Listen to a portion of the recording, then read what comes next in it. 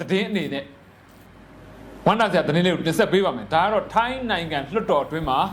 မြန်မာနိုင်ငံ NUCC ပြီးလို့ရှိရင် CRPH ပါဝင်တော်လှန်အင်အားစုတွေနဲ့တွေ့ဆုံဆွေးနွေးနေဆိုတဲ့သတင်းလေးပဲဖြစ်ပါတယ်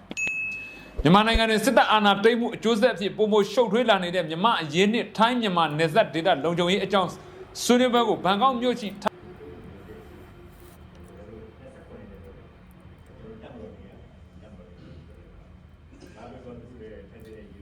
โอเคနောက်နေ့မှာရှိတဲ့ရန်ရှင်လူမျိုးပြည်သူများမင်္ဂလာပါခင်ဗျာမိဘပြည်သူများရဲ့အမြင်ကိုဝင်ရောက်ဆွေးနွေးဖို့ကျွန်တော်ဆရာချစ်အချင်းချင်းဖိတ်ခေါ်ပါတယ်ဒါဟာလူသားချင်းချင်းတန်ဖိုးထားခြင်းဖြစ်ပါတယ်ဆင်းရဲတာချမ်းသာတာမခွဲခြားဘဲနဲ့လူလိုတန်ဖိုးထားပြီးကိုယ်နိုင်ငံရဲ့မျက်နှာကိုကြည့်ပြီးနိုင်ငံသားတွေအသိဉာဏ်ဖွံ့ဖြိုးတိုးတက်ဖို့တွေးရဲဖို့ကျွန်တော်ဆရာချစ်ဖိတ်ခေါ်နေခြင်းဖြစ်ပါတယ်မောင်စီညီလေးမြန်ပြေးနော်ထောက်ဖို့ညီလေးမြန်ပြေးဆိုတဲ့ခေါင်းစဉ်မျိုးနဲ့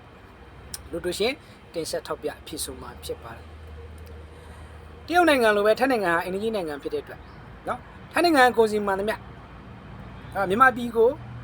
ရစ်ကွက်အနေနဲ့ဝင်ရတယ်ပေါ့အဲ့အတွက်ဆက်ဆံရေးပြတ်လို့မရဘူးတက်လာတဲ့အစိုးရတွေနဲ့လိုက်လျောညီတွေဖြစ်အောင်တော့စူးစမ်းရှင်သန်နေထိုင်ရတယ်ဒါမို့တော်လိုင်းရေးအစမှာဖြစ်ပခဲ့တဲ့ထိုင်းရဲ့အခြေအနေနဲ့ယခုလက်ရှိမှာနော်ဦးမေအောင်လိုင်းကိုပါဖိတ်ခေါ်ပြီးတော့ထိုင်းဝန်ကြီးချုပ်ကနော်အလုံးလုံးရတဲ့အခြေအနေမျိုးကိုနှိုင်းယှဉ်ကြည့်တဲ့အခါမှာနော်သူတို့ကလည်းရှင်လဲလျှောက်တာပြလဲဆွဲတာအနေထားမျိုးနဲ့ကြော်ဖြတ်လာတာယခုချိန်ထိသို့တော့ယခုလက်ရှိအခြေအနေမှာတော့နော်ထိုင်းနိုင်ငံမှာရောက်ရှိနေကြတဲ့မောင်စီတို့လိုနော်ထောက်ပို့တွေသတင်းကြော်ညာတဲ့လူတွေထိုင်းကနေခြေကုပ်ယူပြီးတော့နောက်ဆက်ကဆိုရကိုတိုက်ခိုက်နေတဲ့လူတွေနော်အမြင့်မတူရန်သူဆိုပြီးတတ်မှတ်နေတဲ့သူတွေဒါမှမဟုတ်တခြားနိုင်ငံတွေကိုသွားဖို့စဉ်းစားနေတဲ့သူတွေကို message ပေးချင်တာပေါ့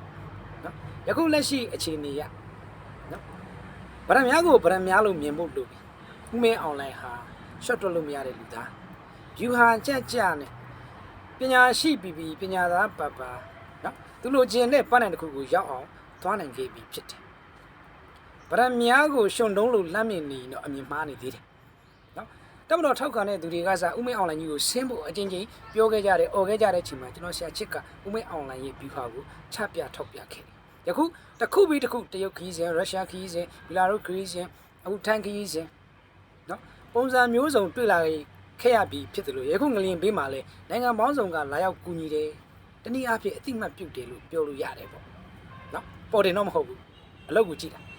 အဲ့ဒီလိုအနေထားကိုရောက်ရှိခဲ့ပြီဖြစ်တဲ့အတွက်ဗရမများဖြစ်တဲ့သူကိုဗရမများလိုမျိုးမြင်နိုင်ဖို့လိုတယ်ဆိုတာကိုအကြံပေးရင်ဖြစ်နော်ထောက်ဖို့ညီလေးမောင်စီတို့ရေမြန်သာထိုင်းနိုင်ငံကနေပြေးဒါမှမဟုတ်ရင် social media ဘောကနေ